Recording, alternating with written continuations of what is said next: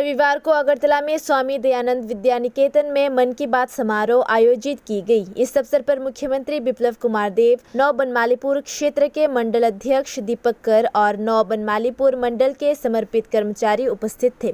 इस अवसर पर बोलते हुए मुख्यमंत्री ने 130 करोड़ भारतीयों के सामने राज्य के सफल कठाल व्यापार का मुद्दा उठाया। कार्यक्रम के माध्यम से मुख्यमंत्री ने कहा कि प्रदेश के कठाल व्यापारियों को इससे और भी प्रेरणा मिलेगी और माननीय प्रधानमंत्री जी का आत्मनिर्भर भारत का आह्वान साकार होगा। सबसे भी ज्यादा भारत के सामर्थ्य, भारत के पोटेंशियल से जुड़ी बात है।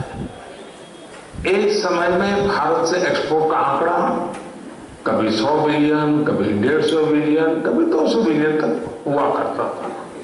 अब आज भारत 400 बिलियन डॉलर पर पहुंच गया है। इसका एक मतलब ये कि दुनिया भर में भारत में बनी चीजों की डिमांड बढ़ रही है। दूसरा मतलब ये कि भारत की सप्लाई चेन दिनों दिन और मजबूत हो रही है और इसका एक बहुत बड़ा संदेश भी है।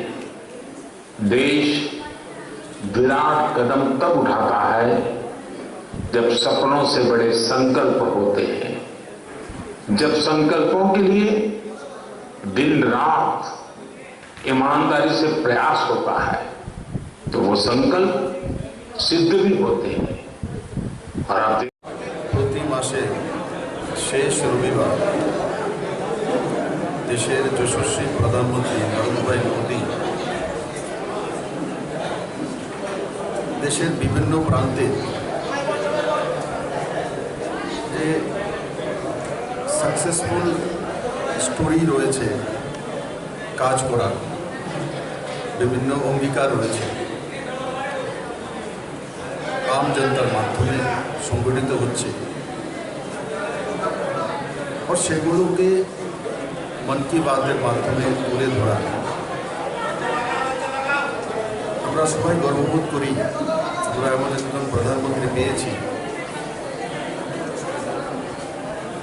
যিনি समस्त भारतवर्षे प्रत्येकटी प्रान्ते छोटो छोटो ग्राम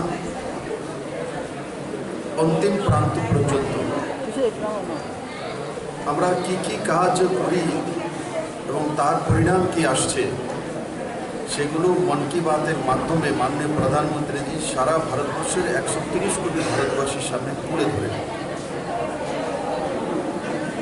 আমরা আগে দেখেছি মাননীয় প্রধানমন্ত্রী ত্রিপুরার বাঁশের বোতলের বিষয়ে মন কি বাতে উঠিয়েছিলেন। আজ আবারও মাননীয় প্রধানমন্ত্রীজি আমাদের ত্রিপুরার থেকে যে কাঁঠাল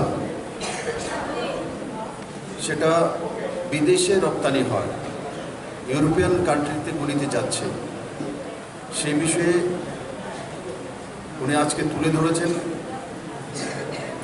এই কাঁঠাল ত্রিপুরাতে আগেও ছিল, আমাদের সরকার আসার পরেই কাঁঠাল জন্ম নিয়েছে তেমন নয়, কিন্তু তার বাণিজ্যিক কোনো ব্যবস্থা করা হয়নি। এই সরকার আসার পর আমরা আমাদের কাঁঠাল হোক, কুইন পাইনাপল হোক, আমাদের এলাইচি লেবু হোক, আমাদের বাঁশের বোতল হোক, আমাদের ফুল ঝাড়ু হোক, এই সবগুলোকে আমরা শুধু ন্যাশনাল লেভেলে এবং আমি আপনাদের মাধ্যমে আমার রাজ্যের সমস্ত নজওয়ান ভাই বোনদেরকে বলবো আপনারাও আরও নতুন কিছু করুন। দেখবেন আপনাদের বিষয়ে মাননীয় প্রধানমন্ত্রী তুলে ধরবে দুনিয়া সামনে, তাতে আপনাদের রোজগার হবে, নিজের সমাজের মধ্যে এস্টাবলিশ হতে পারবেন। আজকে আমাদের কাছে নদী আছে, তো সেই কারণে আমরা ছোট্ট রাজ্য সীমানা হতে পারি, কিন্তু আমাদের কর্মের মাধ্যমে আমরা পুরো দুনিয়ার সামনে ত্রিপুরাকে তুলে ধরতে সক্ষম হয়েছি। আমি আবারও মাননীয় প্রধানমন্ত্রীকে অনেক অনেক ধন্যবাদ জানাই ত্রিপুরাবাসীকে।